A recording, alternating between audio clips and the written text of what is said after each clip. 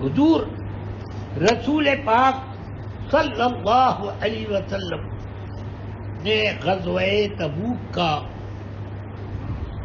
اعلان کیا کہ سب، اور جس غزوے میں یعنی جہاد کی جس فوج میں رسول پاک نکل جائیں تمام مسلمانوں پر فرض عین ہو جاتا ہے کہ وہ نکلے۔ جہاد یوں تو فرض کفایہ ہے، مگر جس جہاد میں سرکار جائیں وہ فرض عین ہے۔ سمجھ گیا؟ سیدنا کعب ابن مالک رضی اللہ تعالی عنہ فرماتے ہیں اعلان ہوا، میں باہر نکلا کہ کچھ سامان جہاد میں جانے کے لیے تیار کر لوں، پھر میں ادھر ادھر گھوم کے واپس آ گیا، کل کر لیں گے، پھر کل کر لیں گے۔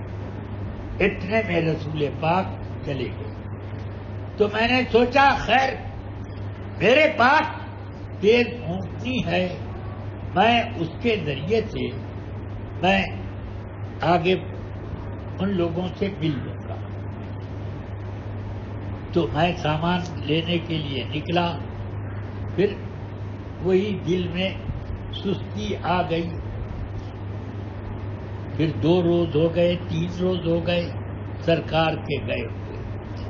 اب میں مایوس ہو گیا کہ اب میں کسی صورت ان لوگوں کو پا نہیں سکتا، تو میں رک گیا نہیں، اور مدینے میں جب گھومتا تھا تو مجھے 2 طرح کے لوگ ملتے تھے، ایک تو وہ جو کہ پکے منافق تھے، اور کچھ وہ لوگ ملتے جو بہت بیمار تھے یا بوڑھے بالکل کمزور تھے، ان کے علاوہ اور کوئی نہیں ملتا۔ مجھے بڑی شرم ہوتی۔ رسول اکرم صلی اللہ علیہ وسلم نے بعد میں مجھے معلوم ہوا کہ میرے متعلق کسی سے پوچھا کیا بات ہے، کعب ابن مالک دکھتا نہیں؟ تو فوج تھی کتنی؟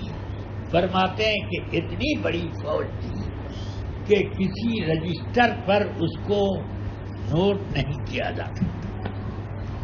ایک روایت میں 40,000 ہے، اور ایک روایت میں 70,000 ہے، ایک روایت میں 80,000۔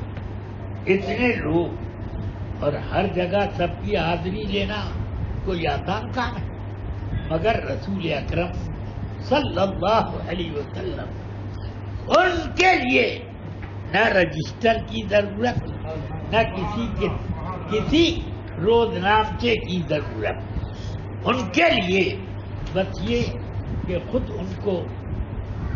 ان کے سامنے سب ہو۔ کیا ہوا؟ میں کعب ابن مالک کو نہیں دیکھ رہا، تو ایک انصاری صحابی بولے یا رسول اللہ، آج کل وہ بڑا مالدار ہو گیا اور بڑے اجلے کپڑے پہنتا ہے، ہر وقت کاندھے پر نظر رکھتا ہے کہ کہیں دھول دھکڑ نہیں نہ آ گیا، اسی لیے وہ نہیں آیا۔ تو ایک دوسرے صحابی بولے کیا بکتے ہو، وہ اللہ اور رسول کا ماننے والا ہے، وہ اپنے کپڑے کے فیشن کو نہیں دیکھے گا، مگر رسول پاک خاموش ہے۔ کہتے ہیں پھر اب مجھے خبر ملی کہ رسول پاک غزوہ فتح کر کے واپس آ رہے ہیں، تو میں جلدی اپنے ذہن میں جھوٹ بولنے کا پکا ارادہ کروں کہ یہ بہانہ کروں گا، یہ بہانہ جھوٹے بہانے میں نے سوچ لیے، پلان پکا بن گیا۔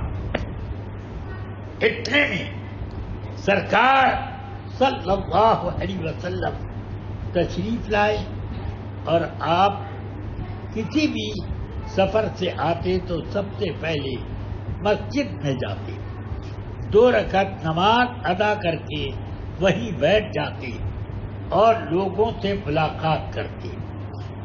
منافقین آ کر سب اپنا ہیلا بہانہ رسول پاک کے سامنے جھوٹا بیان کرتے۔ رسول پاک نے فرمایا میں تمہارے لیے دعا کرتا ہوں، مگر تمہاری اس بات کا فیصلہ میں اللہ کے اوپر چھوڑوں۔ اب کہتے ہیں میرا نمبر آیا، میں پہنچا تو مجھے دیکھتے ہی رسول پاک تیکھی مسکراہٹ مسکرائے اور فرمایا کہ کیا کہنے آئے ہو؟ جیسے ہی میری نظر اٹھی، جتنا بہانہ میں نے سوچا تھا سب ہوا ہو گیا۔ اب میرے دل میں کچھ بھی نہیں۔ میں نے عرض کی یا رسول اللہ، اگر آپ کے علاوہ کسی اور کے پاس ہوتا میں تو اپنی باتوں سے اس کو مطمئن کر دیتا، مگر خدا کی قسم آپ کو اگر ابھی کچھ دیر کے لیے آپ کو مطمئن کر دوں تو اللہ تو آپ کو بتا ہی دے گا۔ اس وقت آپ جو مجھ سے ناراض ہوں گے اس کی دوا میرے پاس نہیں، اس کا کوئی علاج نہیں۔ اس لیے سچی بات یہ عرض ہے، میرے پاس جہاد کا ساز و سامان جتنا تھا اتنا کبھی نہیں تھا۔ آج کل میرے پاس بہت سامان ہے، 2 اونٹنیاں خوب تندرست جوان، وہ اور اس کے علاوہ دوسرے ہتھیار وغیرہ بھی۔ یا رسول اللہ، سچی بات یہ ہے کہ میں سستی کی وجہ سے نہیں جاتا۔ فرماتے ہیں کہ رسول پاک نے جیسے ہی میری بات سنی تو فرمایا اما ھذا فقط صدق، یہ تو سچ بولا، اس کے بارے میں کوئی غلطی نہیں۔ اس لیے سنو، تمہارا معاملہ میں اللہ پر چھوڑتا ہوں، وہ جب تیری معافی اتارے گا تیری معافی ہو جائے گی۔ اب میں واپس آنے لگا، لوگوں نے مجھ سے کہا ارے جھوٹ بول کے توبہ کر لیتے۔ میں سنتا رہا۔ بعد میں نے ان لوگوں سے کہا مجھے سمجھا رہے ہو، ایک بات مجھے بتاؤ کہ کیا سچے مسلمان صحابہ میں سے کوئی ایسا ہے جس نے میری جیسی بات کہی ہو؟ کہاں 2 صحابہ، ایک مرارہ ابن ربیع بدری اور دوسرے ہلال ابن امیہ واقفی بدری، یہ 2 ہیں۔ تو میں نے کہا ارے 2 بدری صحابہ، بدر کے صحابہ، چلو ان کا جو بنے گا ان کے طفیل میں میرا بھی بن جائے گا، کوئی پرواہ نہیں۔ چلو، رسول پاک نے اعلان کر دیا، اعلان فرمایا ان 3 آدمیوں کا بائیکاٹ تمام مسلمان کریں. اب جتنے صحابہ مدینہ منورہ میں رہتے تھے ان میں سے کوئی بھی کہتے ہیں کعب ابن مالک ہم لوگوں کو پہچانتا ہی نہیں تھا, سلام کرتے تو جواب نہیں دیتا.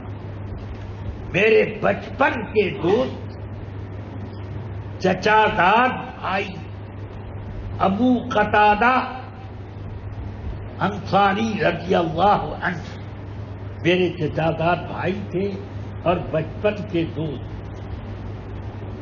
میں ان کے باغیچے کی طرف نکلا. کھجوروں کا بہت بڑا باغ تھا اور چاروں طرف باؤنڈری تھی. میں باؤنڈری کے اوپر کسی طرح سے چڑھ کے کھڑا ہو گیا اور میں نے کہا السلام علیکم یا ابا قتادہ, اے ابو قتادہ السلام علیکم. انہوں نے مڑ کر جو دیکھا مجھے منہ پھیر لیا.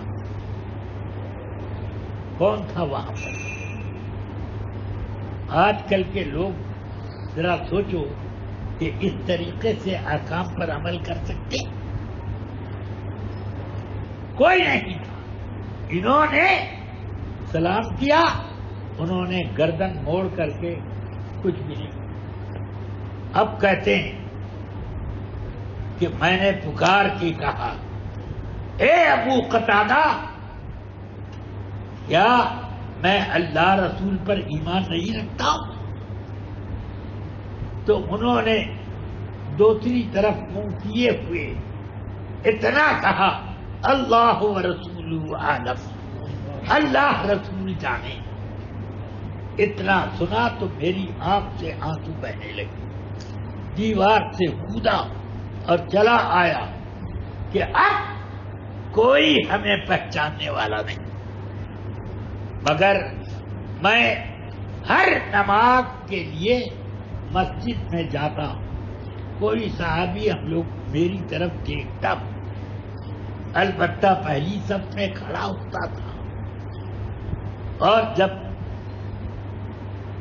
میں فرض کے بعد نفل پڑھتا تو رسول پاک کبھی کبھی میری طرف دیکھتے تھے اور جیسے ہی میری نظر اٹھتی تو آپ فوراً گردن جھکا دیتے. اس وقت میرے لیے سب سے بڑا روح فرسا خیال تھا جو تھا وہ یہ تھا کہ اگر اس سزا کے بیچ میں جو بائیکاٹ کی سزا ہے میں مر گیا تو رسول پاک میری نماز جنازہ نہیں پڑھے اللہ, تو کیا ہوگا, میری مغفرت کا کیا ہوگا. اور اگر اس کا الٹا ہو گیا کہ رسول پاک کی وفات شریف ہو گئی تو خدا کی قسم ان صحابہ میں سے قیامت تک کوئی مجھے پہچانے گا بھی نہیں, کوئی نہیں پہچانے گا. بس یہی بات مجھے سب سے زیادہ کھلتی تھی کہ کیا ہوگا. 10 دن اسی طرح گزر گئے. 10 دن 10ویں دن حضور کا ایک قاصد آیا میرے پاس. رسول پاک صلی اللہ علیہ وسلم نے مجھے بھیجا ہے تمہارے پاس اس کام کے لیے کہ بائیکاٹ تمہارا تو سب مسلمان کر رہے ہیں, تمہاری بیویاں تمہارے پاس کیوں ہیں, ان کو تم مائکے بھیج دو, وہ بھی بائیکاٹ میں شریک ہو. ذرا سوچو سزا کیسی سزا. کہتے ہیں کہ سب نے بھیج دیا, میں نے بھی اپنی بیوی کو کہا کہ جا الحق بأہلی کا، الحقی بأہلی، جا تو اپنے ماں باپ کے گھر وہیں رہا۔ وہ چلی گئی۔ پھر ایسے ہی مرارہ ابن نبی کے پاس انہوں نے بھی اپنی بیوی کو، ہلال ابن امیہ کے پاس پہنچے، انہوں نے کہا بیوی سے کہ جا تو اپنے میکے، تو وہ سیدھے رسول پاک کی خدمت میں آئی، عرض کرتی ہے یا رسول اللہ، جب سے بائیکاٹ کا حکم ہوا ہلال ابن امیہ روتے روتے ہلکان ہے، کھانا بھی نہیں کھاتا، زبردستی میں اس کو دیتی ہوں تو کھا لیتا، وہ دن رات 10 روز ہو گئے روتا ہی اور کچھ نہیں کرتا، اگر میں اپنے میکے چلی جاؤں تو وہ مر جائے گا۔ تو فرمایا ٹھیک ہے، تو رک سکتی ہے اس شرط پر کہ وہ نہ تجھے ہاتھ لگائے اور نہ تجھ سے بات کرے، بس اس شرط پر تو رک سکتی۔ اب ذرا سوچو کیسی سخت سزا۔ اب چلا جانا ہے قرآن مجید کی سورہ توبہ، اسی لیے اس کا نام توبہ ہے، میں اس کا ذکر ہے۔ وَعَلَى الثَّلَاثَةِ الَّذِينَ خُلِّفُوا مِن دِيَارِهِمْ وَأَبْنَائِهِمْ، ہاں ان 3 کی بھی دعوت توبہ اللہ نے قبول کی۔ اس میں فرمایا وَضَاقَتْ عَلَيْهِمُ الْأَرْضُ بِمَا رَحُبَتْ، مدینے کی زمین کشادہ ہونے کے باوجود ان کے لیے بہت تنگ ہو گئی۔ ایسے ہوتے ہوتے 20 روز گزرے، 30 روز گزرے، 40 روز گزرے، 50واں دن آ گیا۔ سمجھ گیا؟ ام المؤمنین ام سلمہ رضی اللہ تعالی عنہ فرماتی ہیں کہ رسول پاک صلی اللہ علیہ وسلم ان کے 50ویں دن کے بائیکاٹ کے دن تہجد کے وقت اٹھے، اور اسی وقت آپ پر وحی اتری قرآن کی، اتری وہ وحی، تو فرمایا رسول پاک نے وحی پوری ہونے کے بعد یا ام سلمہ، اے ام سلمہ ابشری، بشارت قبول کر، لقد تاب اللہ علی کعب ابن مالک، کعب ابن مالک اور اس کے دونوں ساتھیوں پر کی توبہ اللہ نے قبول کر لی۔ سوچو اتنا لمبا بائیکاٹ اس زمانے میں اگر کسی کا کیا جائے تو وہ باغی ہو جائے گا، سرکشی کا آپ آ جائے گا، مگر میرے آقا کا عشق کیا تھا، جان ہے عشق مصطفیٰ، روز وضو کرے خدا، جس کو ہو درد کا مزہ، نادے دوا اٹھائے گا، سبحان اللہ، یہ کیفیت۔ پھر میں نے عرض کی، ام المومنین ام سلمہ فرماتی ہیں میں نے عرض کی یا رسول اللہ یہ خبر میں باہر بھیجوا نہ دوں کہ کعب ابن مالک وغیرہ کو یہ خبر پہنچ جائے؟ فرمایا اے ام سلمہ کسی کو مت بتاؤ، ورنہ ابھی اسی آدھی رات کے وقت اتنی بھیڑ مسجد میں جمع ہو جائے گی کہ تم لوگوں کو سونے کا موقع ہی نہیں ملے گا، اتنی بھیڑ ہو جائے گی۔ جیسے ہی صبح صادق طلوع ہوئی، رسول پاک نے مسجد میں آ کر چند لوگ تھے، بتایا کہ اللہ تعالی نے ان لوگوں کی توبہ قبول کر لی، توبہ قبول کر لی۔ اب ایک آدمی